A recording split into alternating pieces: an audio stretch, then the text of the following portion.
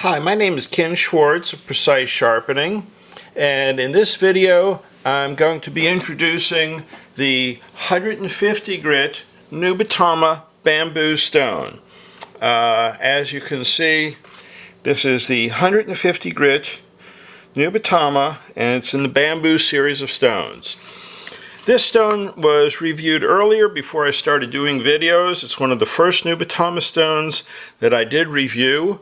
I'll provide a link to some information about it in the text on this video. I also have cut this stone for the EdgePro, and as you can see, all stones officially cut for the Nubatama will have the bamboo, the grit rating, and the Nubatama symbol on there as your assurance of quality. So what I'm going to be demonstrating on this is, here I have a Shun Yanagi that has had some fairly rough treatment. If you look, you'll see that the front bevel is very uneven looking, very coarse, and this steel, for some reason, is extremely abrasion resistant. It's VG10 steel from the Shun Pro series. Yanagi, it's a single bevel. You can see the back as well as the front, but the initial factory grind on these, they put a big bevel on the back and a big bevel on the front so that they essentially turn a single bevel knife into a V-ground. So a lot of work has been done already on this to take it off. So what I'm going to be doing on this is not starting with the Nubatama stone first, but with a well broken in Atoma 140 grit stone. And what I'm going to be doing with that is to work on the scratch pattern of this Yanagi on the front bevel. And after the scratch pattern has been put on, I probably won't completely go through it, but I'll at least establish the scratch pattern that you would see on an Atoma 140. After that scratch pattern has been put on, I'm going to remove the scratch pattern and see how effectively the 150 removes the scratch pattern. This stone has already been used on the EdgePro, and people report it as being, quote, one of the fastest stones they've ever seen for establishing burr formation. It gives a very nice finish. It gives a finish slightly coarser than some of the 500 grit stones out there, yet cuts like a 150 and abrades, or wears rather, slowly. It abrades very quickly. It's one of my favorite stones among the wide selection of coarse stones in the Nubatama series. The Nubatama series perhaps is the strongest series of stones out there in the low end, undoubtedly, and as you'll come to see, represents a very wide variety of choices as you go through the grits, with as many as 9 different types of 1,000 grit stones and so forth. So, without going any further, let's start off and wet the Atoma 140.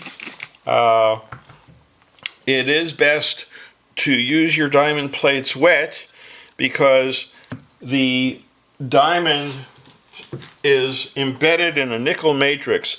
On the Atomas, they're little splotches rather than a continuous sheet, so they're sort of like little cookies on a cookie plate.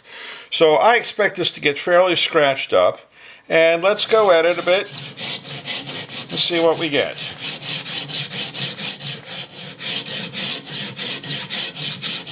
Let's see what this is looking like. Okay. So we're starting to see a scratch pattern already emerging. Let's keep going for a while. Again, you want to put a lot of pressure near the edge so that you don't mess up the shinogi line, which is this line right along here.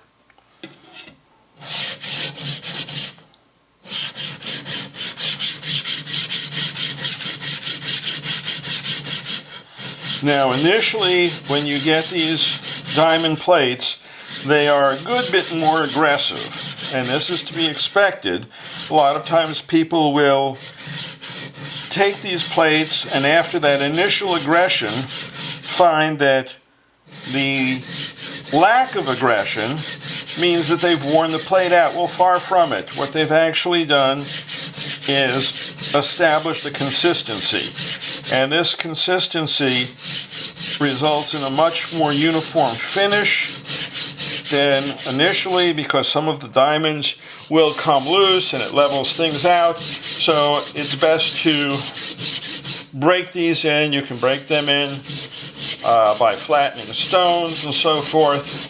The Atomas are quite robust. This particular plate has had a good bit of use. So let's see what sort of a scratch pattern we're developing here. And again, I'm not going to be curing the knife of all of its ills, but we can see here fairly consistent scratch pattern. Let me wipe that off so it's more easy to see.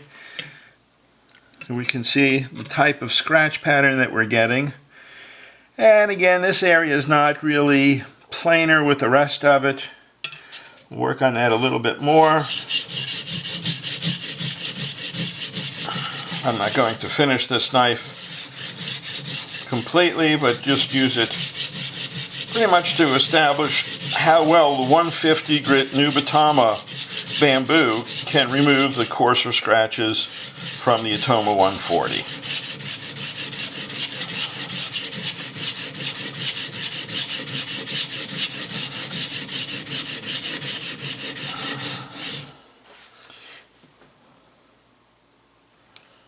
Okay.